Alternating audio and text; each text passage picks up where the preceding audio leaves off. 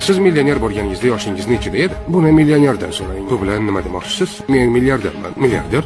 Ha, siz milliarder bo'lganingizda yoshingiz nechida edi? 50 da.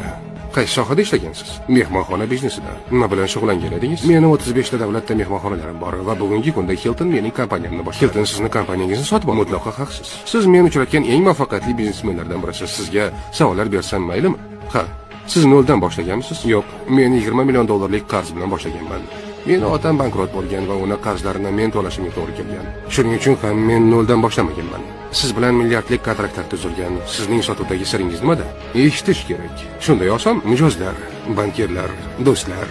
Ular doim sizga yo'l ko'rsatadi. Faqatgina quloq soling. Banklar qanday pul saboqlarini odamlar bilishni istashmaydi. Banklar bilan bitim tuzmang. Ularni birgalikda ko'p pul topishga majbur qiling. Shunda ular doim yoningizda bo'ladi. Biznesda eng muhimi nima? Nimani yoki kimni bilasiz?